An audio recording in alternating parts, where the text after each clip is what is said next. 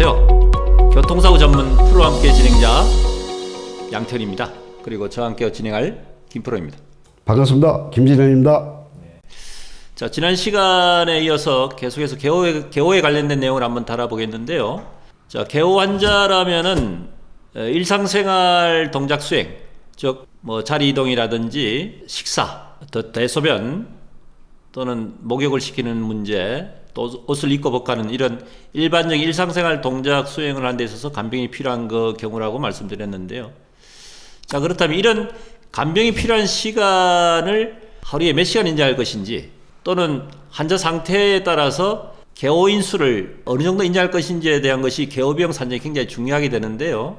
실제로 두부 손상인 경우부터 하나씩 살펴볼까요? 우리 식물인과 같은 경우에는 개호 시간하고 개호인 수를 어떻게 지금 인정하고 있습니까? 네. 이런 사고로는 24시간 필요하죠. 네. 그 다음에 그분들 같은 경우 죽을 때까지 여명까지 또 사실 입원 치료가 필요하고요. 네.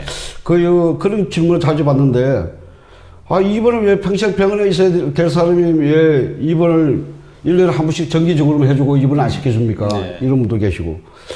그 다음에 식물인간인데 1인 간병 24시간 돌 주고 사용하고 있는데, 네. 왜 보험에서는 1인 8시간만 인정해 주느냐.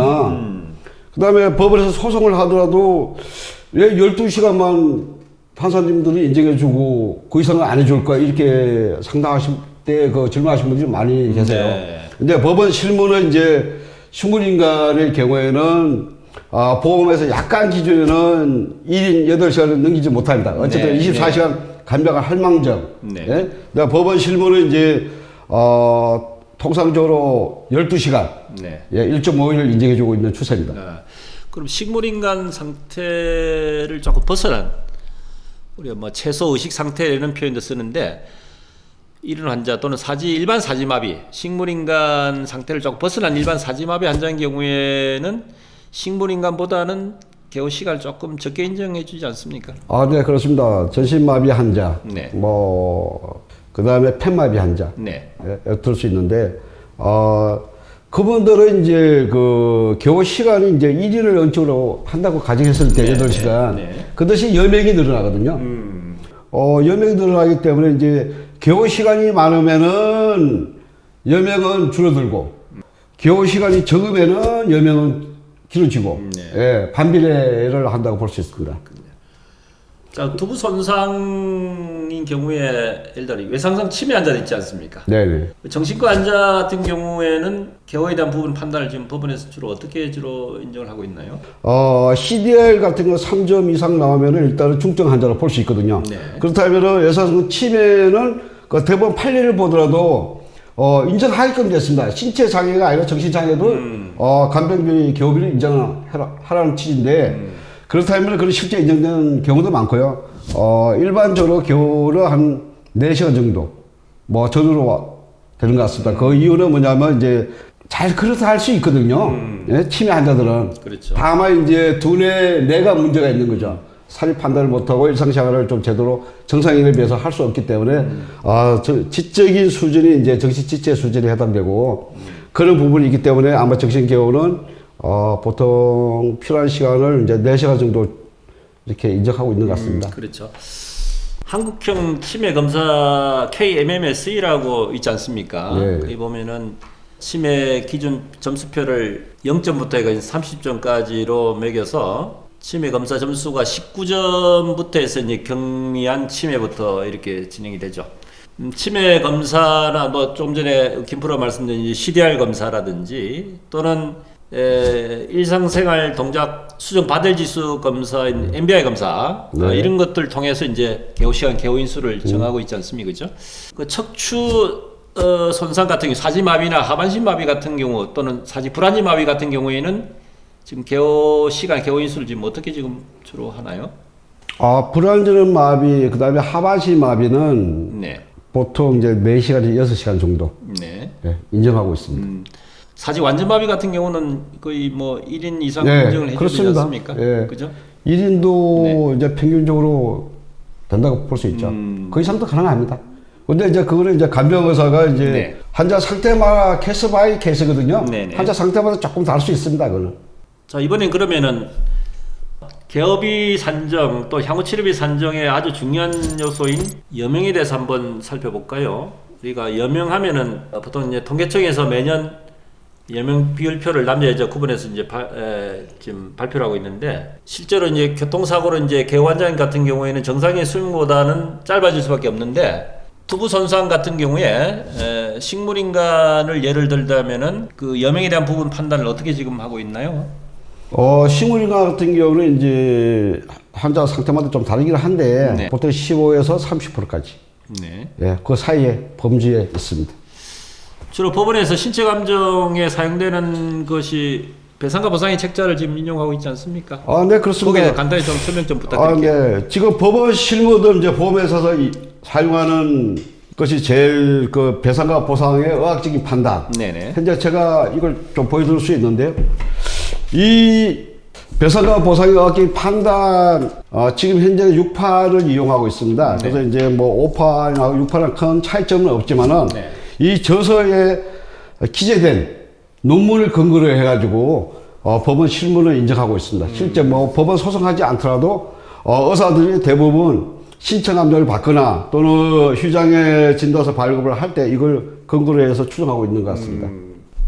그 책자를 보면은 주로 이제 그 11-11 항목을 좀 많이 참조를 지금 하는 것 같아요. 네. 감정의사들이. 보면은 지속적 식물인간 상태, 그 다음에 최소 의식 상태, 중증 뇌손상 상태라 구분해서, 최소 의식 상태 같은 경우에는 식사를 본인이 독립적으로 가능하냐, 아니면 의존하는 상태를 가지고 일단 나누고, 거기다가 지능, 그 다음에 몸 굴리기, 손쓰기. 손쓰기, 네. 이런 세 가지 기능을 가지고 어느 정도 가능한지, 이렇게 해서 이제 여명에 대한 부분을 지금 판단하고 있죠. 네, 그렇습니다. 사실 여명에 대한 부분이 굉장히 중요하면서도 이게 감정의 감정 판단에 따라서 모든 게 결정되기 때문에 참 이 부분에 대해서는 상당히 지금 대처를 잘하고 준비를 잘해야 될 것 같은데. 네, 그거 환자의 그 상태를 보고 사실 강화산 요소를 비율을 평가해야 되거든요. 그렇죠. 근데 이제 뭐 환자 쪽을 좀 얄밉게 좀 개순제를 적용한다 그러면은 여명 비율을 최소화해 줄 거고. 그렇죠. 좀 뭐 자기 마음에 조금 이제 객관적으로 마음 든다 그러면은 이 저서에 쓰 있는 부분을 제일 높게 평가해 줄 수도 있고. 근데 그 일반적으로 보면은 진행장님이 말씀하셨던 여기 여명 비율. 네. 여명 비율에 대해서 이 부분을 제가 카메라에 한번 좀 방금 얘기했던 걸 좀 담아 보겠습니다. 네. 이 부분이거든요, 이게. 표 11-11. 법원 실무에서 실제적으로 이루어지는 부분이 이 부분입니다. 물론 이제 배상과 보상에 있는 여명 비율표를 참작을 하지만은 사실상 이제 의학 기술의 발달로 인해서 점차 여명이 늘어나는 경우, 또는 가족들이 적극적인 간호에 의해서 환자를 얼마나 적극적으로 케어하느냐에 따라서 여명이 점점 길어나는 것도 감안해서 평가를 하지 않습니까? 감정의사들이. 네, 감정의사들이 사실 그걸 고려를 해야 되는데, 네. 기계적으로 그런 걸 반영하지 않는 분도 계세요. 일부. 그렇습니까? 네. 사실 현실적으로는 제일 중요한 게 전문 간병인을 1인을 고용하고, 그 다음에 보호자들이 또 간병도 하고 이런 분들 계시거든요. 근데 뭐, 처음에는 이제 없는 분들이 간병을 하면서 이제 공동 간병을 하고 요양병원에 있다 보니까 그걸 이제 보험사 입장에서는 이제 꼬리를 물고 늘어져 가지고 간병 비용도 이 정도밖에 되지 않냐, 공동 간병하는 그 비용을 지급하면 되지 않느냐, 이렇게 좀 억지 주장하는 경우가 많습니다. 그렇죠. 네.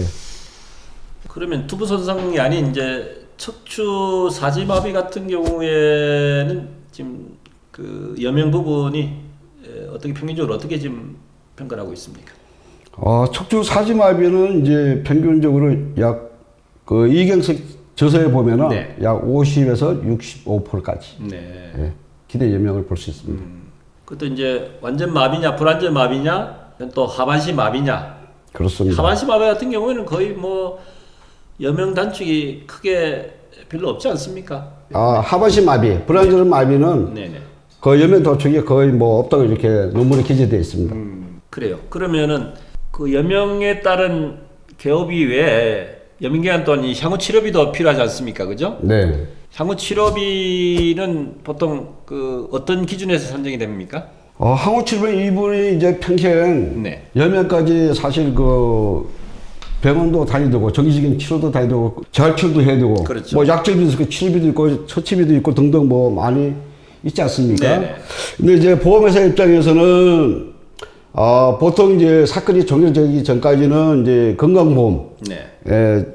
과거에는 이제 자동차 보험 진료수가라고 하는데 그걸 적용하고 지불 보장을 해주고 있기 때문에 자기네들도 그 항우 치료비는 자보수가 그걸로 인정해야 된다고 주장하거든요. 네. 예, 근데 이 교통사고나 그 산재 이런 환자들은 합의 이후에 병원에서 검사를 받는다든가 입원할 때는 건강보험 수가 또는 작업수가 인증이 되지 않습니다. 네. 예, 그렇기 때문에 반드시 전문가를 통해 가지고 항우 치료비는 일반 수가로 받아야 된다는 점을 당부드리고 싶습니다. 네네. 그래서 전문가가 상당히 중요하다. 그 부분에 대해서는 반드시 좀 확인할 부분이고요.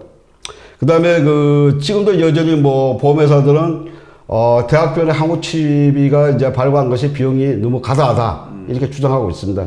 자, 그러면 향후 치료비 외에 향후 보장구대도 별도로 지금 감정에서 인정을 하고 있는데 향후 보장구대는 주로 어떤 게 있습니까? 네, 특수침대, 네. 전동 휠체어 또는 일반 휠체어, 뭐 기타 여러 가지가 많이 있는데 제가 일일이 아이러하실 수는 없을 것 같습니다. 네, 상당히 많습니다. 자, 그러면 향후 치료비 외에 향후 보장구대 뭐 예를 들어서 전동 휠체어라든지 또는 침대 매트리스 같은 것들이 별도로 있죠. 예, 특수침대 뭐 그렇습니다. 네. 중요한 개호에 대한 내용에 대한 부분을 대충 한번 살펴본 것 같고요. 사실상 이제 개호 환자들은 어떻게 보면은 자주 접하는 그런 케이스가 아니죠. 네, 그렇습니다. 예.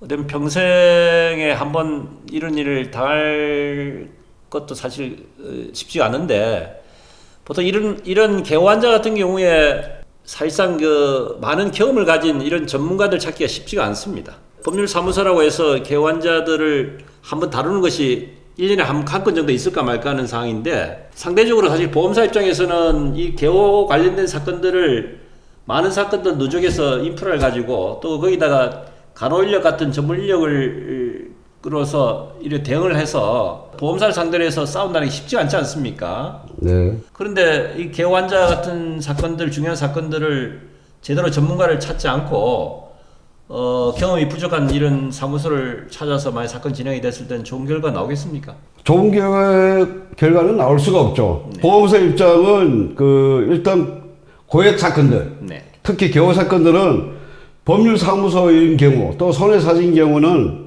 이제 예를 들어서 뭐 시골에 민행사, 이혼가사 뭐 등등 종합적으로 하는 법률사무소 같은 경우는 상당히 손을 하죠. 네. 그 다음에 보험회사에서 입김이 와닿고 보험회사에서 주물 수 있는 손해사정사 같은 경우도 더욱더 좋아하고 네. 법률사무소보다는 손해사정사를 더 좋아하고요. 네.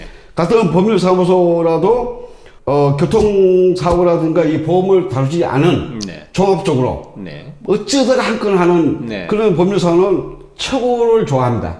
그 다음에 두 번째는 이제 같은 법률사무소라도 보험회사가 싫어하는 경우는 교통보험을 중담하는 법률사무소인 경우에는 그애들은 일단 긴장을 하죠. 네. 예. 그게 아니라 전문가라고 해서 똑같은 전문가가 아니거든요.